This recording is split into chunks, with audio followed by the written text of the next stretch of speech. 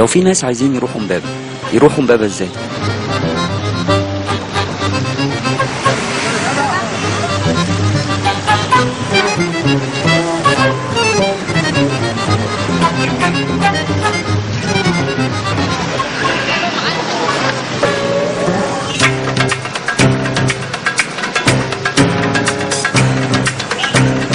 عادل ايه يا اسطى؟ هات الزباله على الارض دي. امبابه بجنيه. سواق مصلحته يكسب اكتر.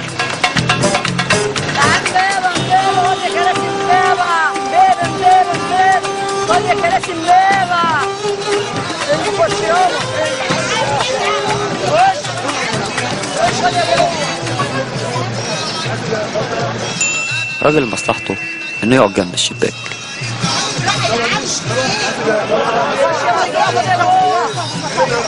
خش يا حاج، خش يا بص على الناس يعني ولا ايه؟ خش يا حاج بسرعه، خلي يا ابو اتفضل يا ابو الكباب. خش خش قبل ما يطلع الاجره بجنيه يا حضرات. تبع مصلحته ان الاجره تبقى من غير كسور.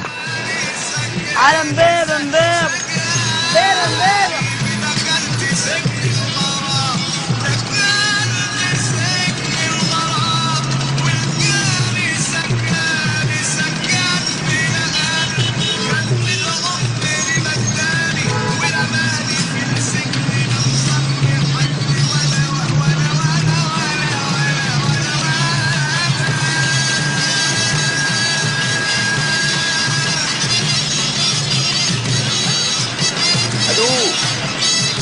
أجرة يا حضرات، كله يحضر أجرة.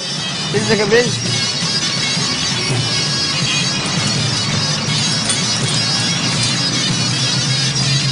لا ما تخافش حاجه، خلصت المصلحه بحالها.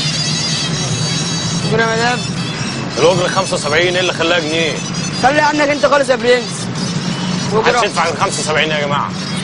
استغفر الله العظيم يا رب، ما احنا قايلين قبل ما نطلع بجنيه، مش هنكتر بقى في الكلام. أجرة يا باشا. ألف شكر. هات بقى يا برنس. ايه ده؟ كده ناقص ربع جنيه. لا هي 75 وبلاش استغلال. شاب مصلحته ان يمنع السواق من استغلال الناس. استغفر الله العظيم يا عم، احنا قايلين قبل ما نطلع بجنيه. حصل ولا ما حصلش؟ ما حصلش، قلت بعد ما ركبنا ما تستغلش حاجة الناس ليك في ساعة صبحية. الناس كلها عندها مصالح وعايزة تقضيها. هتغني كتير بقى وبتاع. حاسب ايه يا واحد بيلوكلوك كتير. يلا يابا محطتك جت. حلو قوي. ومين قال لك ان هنزل؟ انت هتوصلني وب 75. بقول لك ايه يا بابا، انا عايزك تهدى على نفسك بس شويه كده عشان الناس تروح وانت تروح. يعني ايه يا اسطى؟ هو استغلال وخلاص؟ اطلع والنبي يا اسطى، ورانا مصالح عايزين نلحقها. اطلع يا اسطى وانا هدفع عنها ربع جنيه بدال. ست مصلحتها تلحق شغلها. ايه يا ست انت هتبقشش عليها بربع جنيه؟ يا حول الله يا رب، وانا بقى لما يتختم لي اليوم هفرح بشبابك؟ مسألة مبادئ يا مدام، ليه اصلا نوافقوا على استغلاله؟ الولد اللي معاه قايل من الاول ان الاجره جنيه واحنا وافقنا. بقول لك ايه يا ابو الشباب، انت فوقتني مش كده؟ اهدى بقى على نفسك شويه. يا جماعه استهدوا بالله، احنا مش عايزين مشاكل. راجل مصلحته تبقى الحياه من غير مشاكل.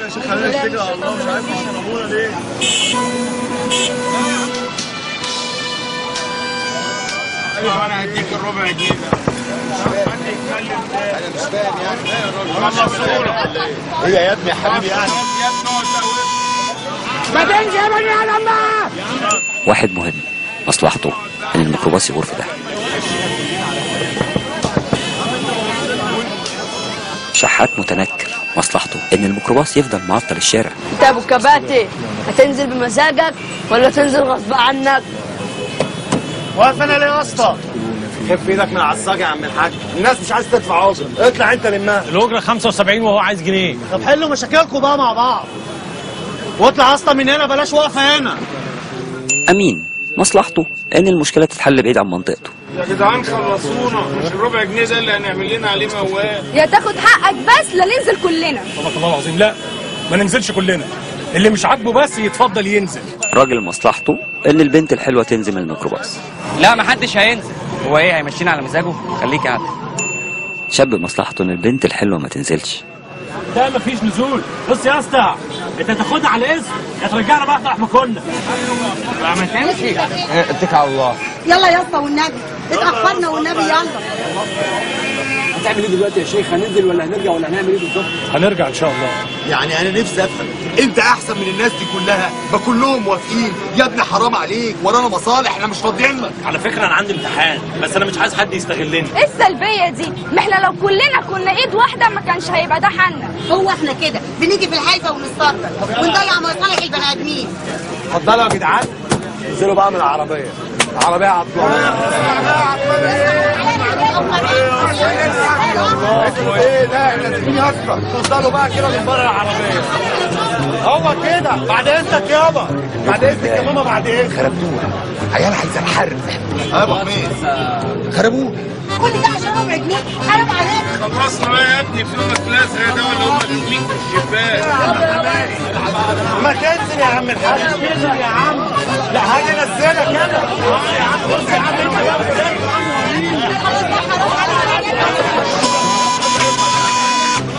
ما نطلع بقى يا رجاله. خلاص.